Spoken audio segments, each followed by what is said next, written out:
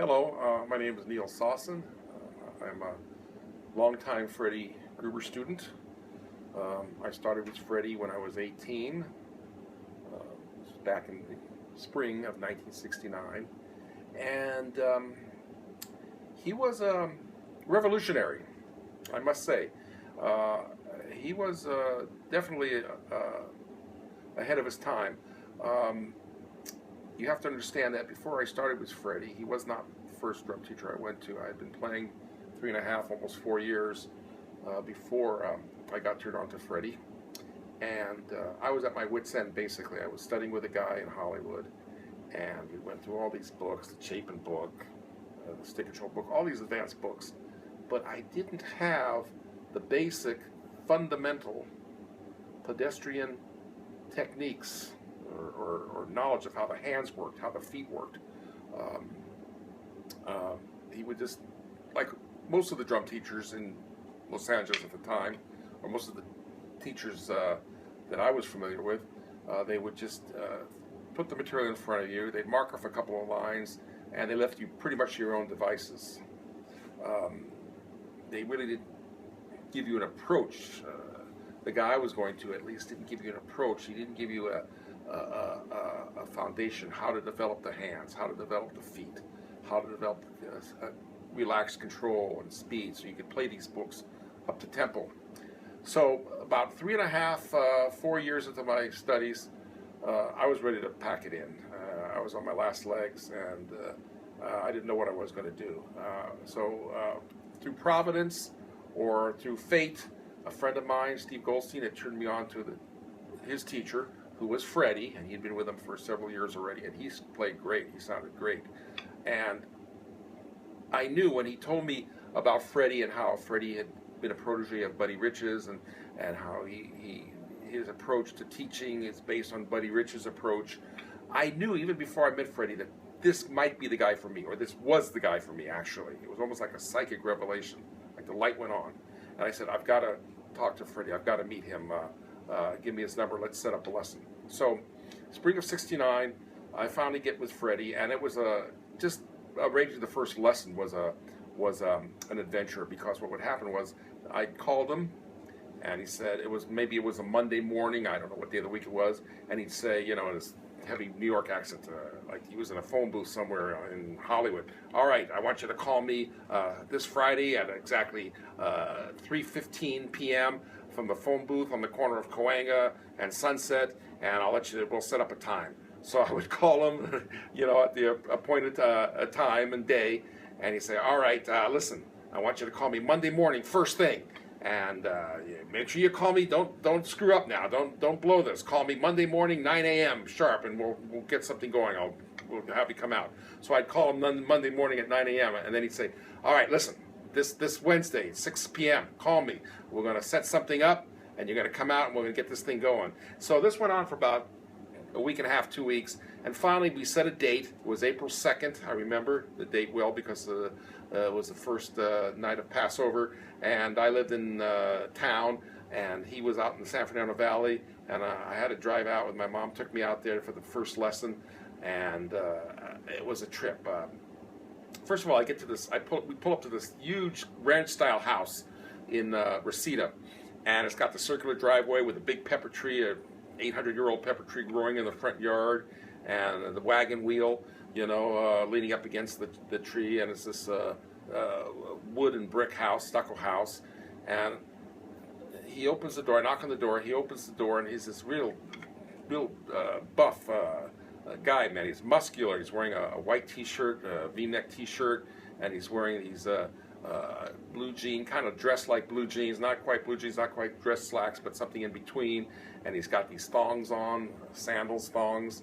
And I come in, I introduce myself to him. I come in, my mom sits down with Tilly, his wife at the time, and they're having coffee in the kitchen. I go into the living room, and he's got this piano here, set up. And he's on the piano is a review of a drum clinic he did with Max Roach in 1951, where he was brought up as a special guest. And it said how this young guy, just incredible technique, incredible polyrhythms and polyrhythmic sense and incredible finger control and the fastest feet in New York. And this guy did a drum solo and he threw in everything but the kitchen sink. And of course he made sure that I saw this review from 1952. And then he asked me to sit down at the drums and play something. And I had my books. I had my Buddy Rich book with me and maybe the bass drum control book by Colin Bailey. And I couldn't really play. I was, I did something and some rock beat or something, or some fills around the set. He stops me like 30 seconds in and he says, "You know what, kid? You're not playing the drums. You're not playing the drums. You're banging the drums. You're hitting this disc of metal and these round cylinders we call drums. You're not playing the drums. When you hit the drum, you're digging the stick into the head, and you're digging the stick into the cymbal, and you're choking the cymbal." And he grabbed his neck like he was, someone was choking him. You're not getting a sound out of the cymbal. You're not getting a sound out of the drum. You're just hitting. You've got two pieces of wood in your hands, and you're hitting things. So I'm going, well, I thought, that's what you're supposed to do. He said, no. We're going to go back to the beginning, and I'm going to show you how to get a sound out of the drums.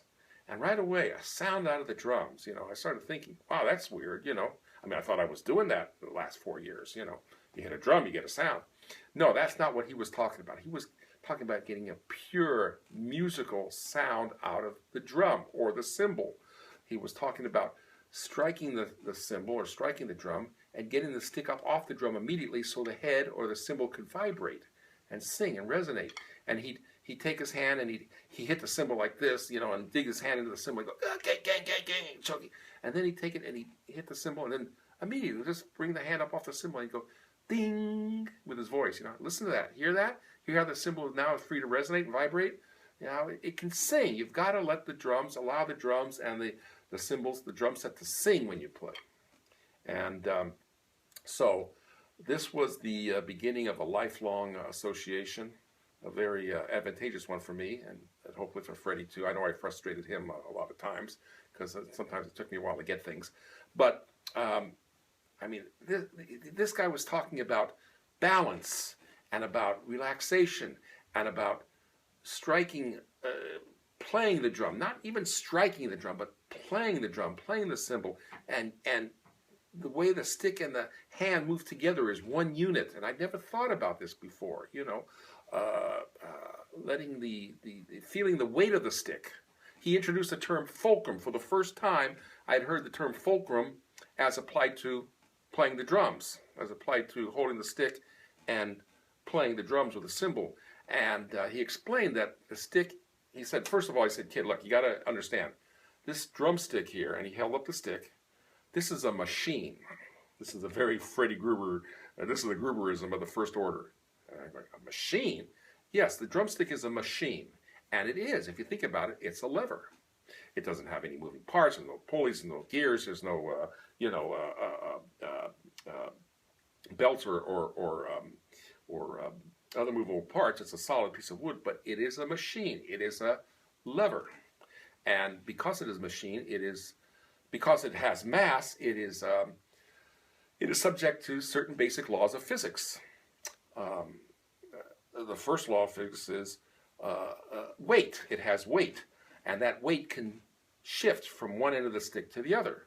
And he gave me simple exercises to illustrate, to feel the weight of the stick, the mass of the stick change in my hand, move from the tip of the stick to the back of the stick, the acid of the stick, he called it. The first exercise was the bounce one, where you just let the stick bounce, and it bounced. The grip was off the stick. You just let the stick fall to the pad or the drum. In our case, we were on the pad, and the stick would bounce itself out, and it would come to a rest. And when I would let the stick drop, when I let the hand and stick drop towards the drum to bounce, I could feel for the first time the weight was in the front end of the stick, at the bead, at the shoulder, the tip. And then when I squeeze the stick up, because he'd have you squeeze the stick at the same time turning the hand up, you'd squeeze the stick into the palm gently with the pinky, fourth finger, third finger, second finger. The first finger and the thumb were off the stick. And as soon as I squeezed the stick into the palm of the hand, into the groove next to the fatty part of the hand, I would feel the weight shift to the acid of the stick. And I thought, oh, the light went on. When I dropped the stick and it would bounce out, the weight would be in front. When I'd squeeze the stick into the palm while simultaneously turning the hand upwards, the weight of the stick would now be in the trailing end of the stick, in the heel of the stick, what he called the ass end of the stick. And that was like an eye-opener. It was a revelation to me. A previous teacher, never even was in a totally different universe, never even came close to this describing how the stick works in the hand and how the stick has weight, and you can exploit this weight to execute snare drum technique. Very simple exercise. The left hand, same thing, was traditional grip back then. There was no match grip. In those days, he was teaching traditional grip. The same exercise, the stick would fall to the pad, bounce itself out. The weight would be in the front end of the stick.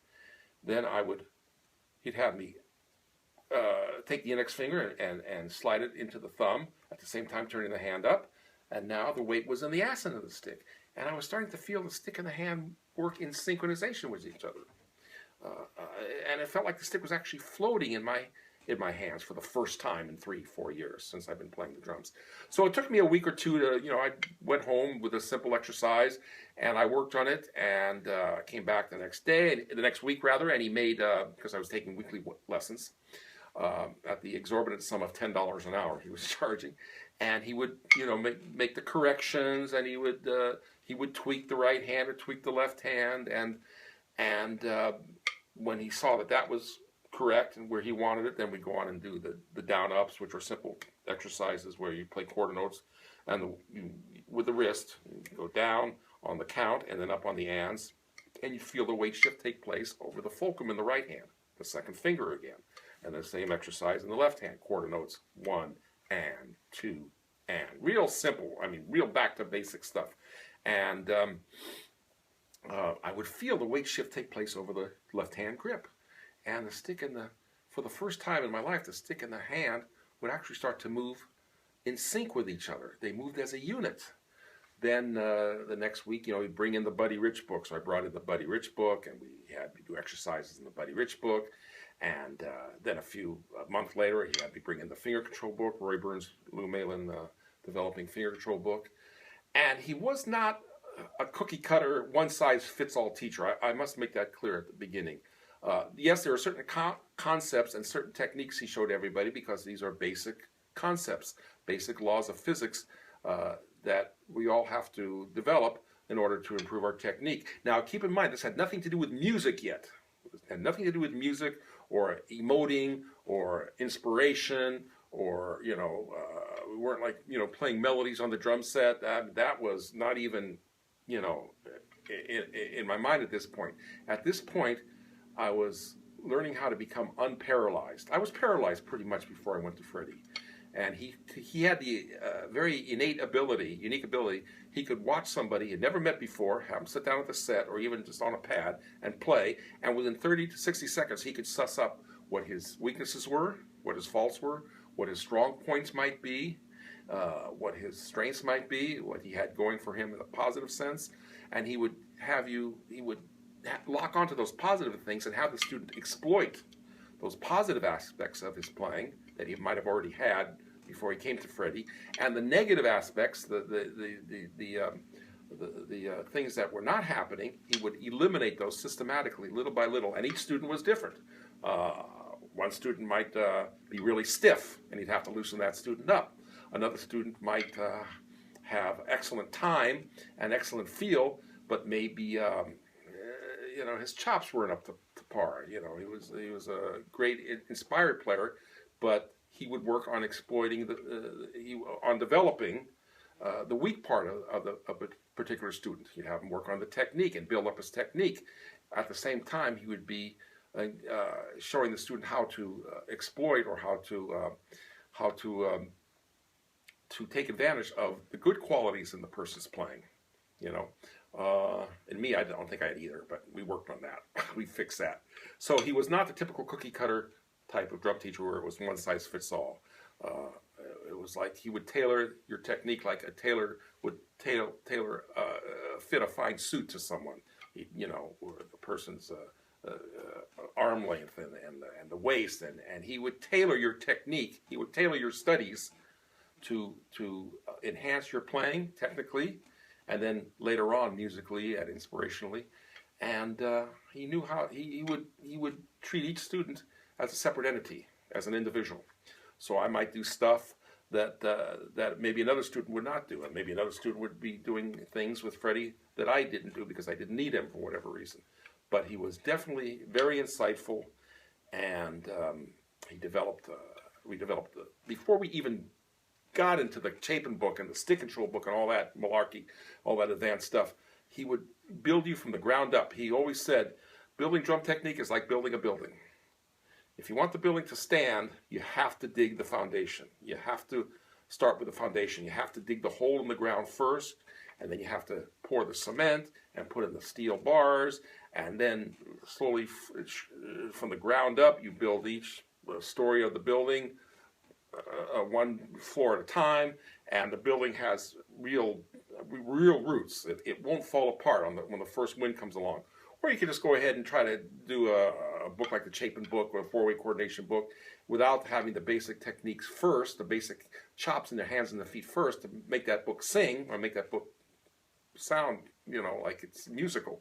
And your technique will just fall down like a house of cards.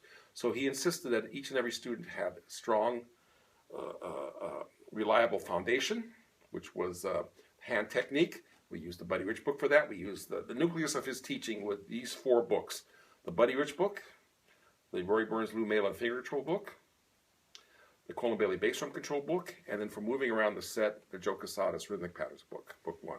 And that was the nucleus. And then the other books that he would add on from time to time would all play off those basic books. But before you did any of the advanced fancy stuff, you went through the Buddy book, you went through all the rudiments, you developed your wrists, you developed your fingers, you developed the arms, you developed the ability to feel the weight of the stick and to use that momentum for accents, for velocity.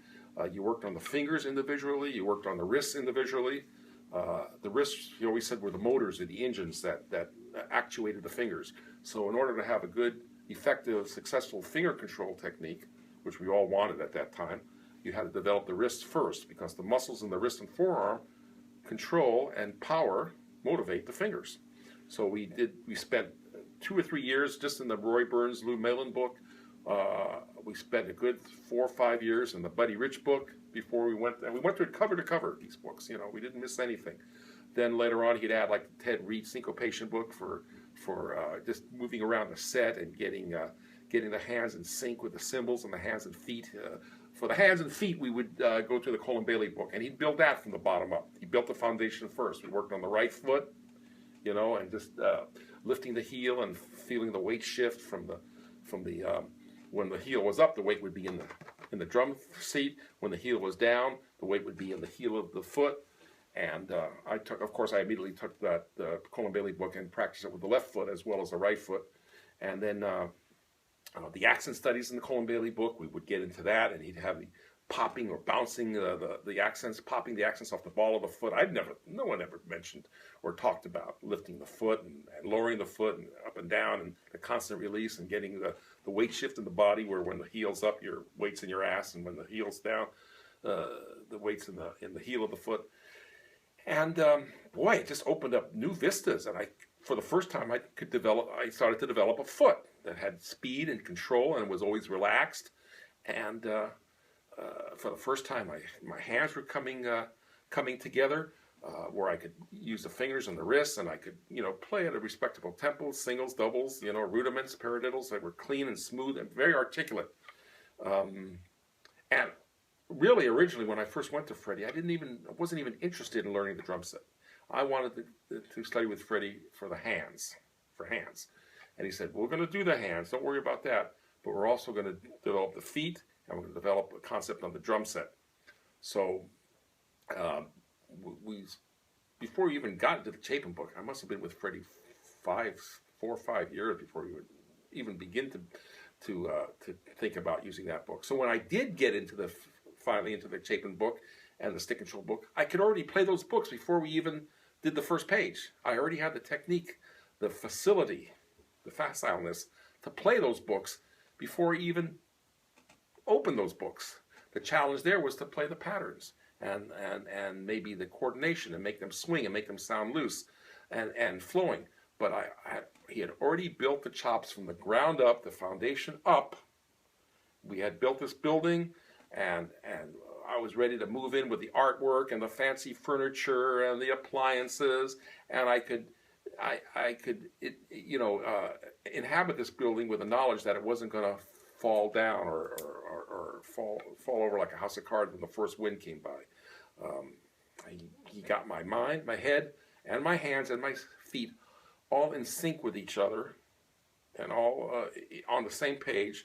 And then everything else, when we'd add books, they were more stylistic books. They were more conceptual. The chops were already in place.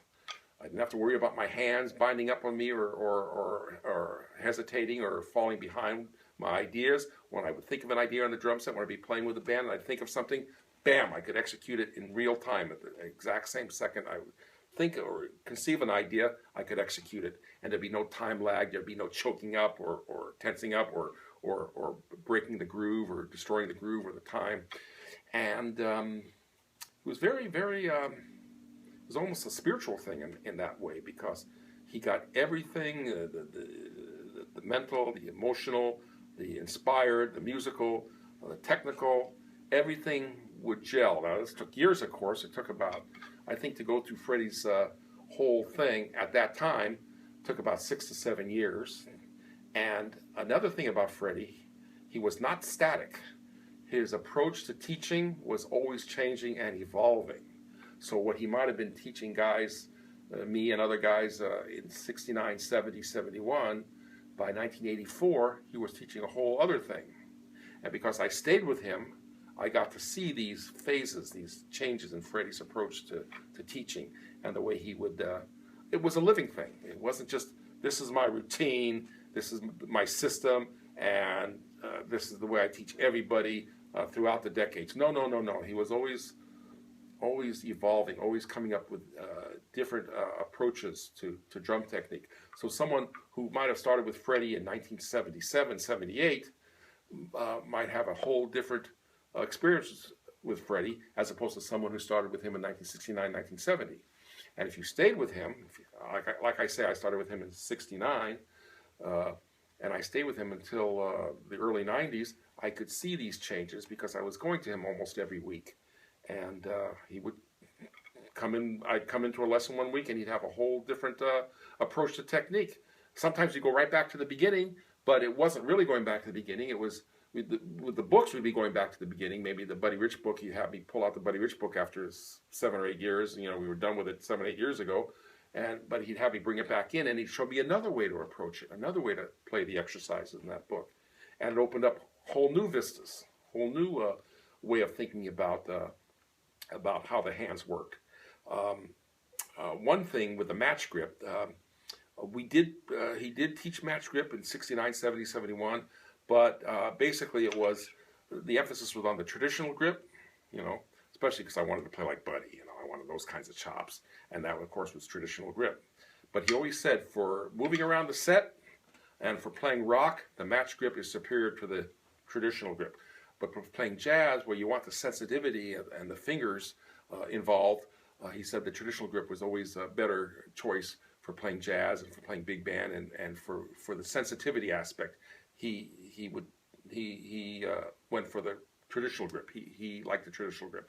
But for like playing fills around the set, for moving around the set, like the Joe Casada's book, he always favored the match grip for those kinds of studies. Of course, he had me do them, and the other guys who studied with him, both ways, both grips. So in the beginning, it was really the emphasis was 75%, 80% traditional grip, and then the other 15% of the time was match grip. But he made sure that your match grip was happening every week. He'd have you do everything matched as well as traditional grip, and he checked you. He made sure if I was doing the finger control book with traditional grip, he'd say, okay, now I'll do the same exercise matched, and that had to be up to snuff with the traditional grip. Otherwise, I'd have to review it and go back and do the match grip exercises another week, or until I got them up to speed. So he was a stickler about the match grip, but the emphasis really was on traditional grip until about 1977, 78. Then he was teaching everybody match grip for the most part. we continued with the traditional grip because he had already set me up that way. I'd already been with him good 7, 8 years already, and so we continued with the traditional grip, but he really started to stress the match grip. And so by the time I took my last official lessons with him, which would have been the early 90s, I'd moved to Japan to teach myself. He was pretty much showing the French grip to guys. He had me kind of steer clear of that because he had set my hands up a different way already. The match grip that he had me doing was more like the German style, with the back of the hand, the knuckles were on top, and you had this range of motion that you don't get with this French grip. Also, I was doing the traditional grip, and he said, you know what, Neal, don't even mess with this, because you have the releases. The releases are another hand technique thing where you just let the sticks release, and you don't really need to mess with that. The newer guys, yes, but let's keep going with the German style when you practice the match grip and the traditional grip. And so each student, he treated each student as a separate entity, personalized his teaching to each student, and where there were certain common threads and certain commonalities that everybody learned. After a while, after he got your hands set up and your feet set up, then he started to tailor his teaching, his approach to the individual student. He did that with me, and I owe him my drumming life for that. So that's, I can go on for hours about certain things and breaking things down, and maybe we will do that in future videos. But for now, I just wanted to let you know that Freddie was not just a robotic type of teacher where he had one set thing for everybody. There were certain aspects, certain what's the word I'm looking for, concepts that he taught pretty much everyone. But then when they got those concepts, basic concepts down, then he started to loosen up and start to bend and tailor, alter his teaching to the individual students' weaknesses and strengths, his needs, and it works. I'm a living testimony that it does work. Anyway, thanks for listening to my babbling. Hope you got some kind of insight into what Freddie was about, and we'll talk more in the future. Thank you.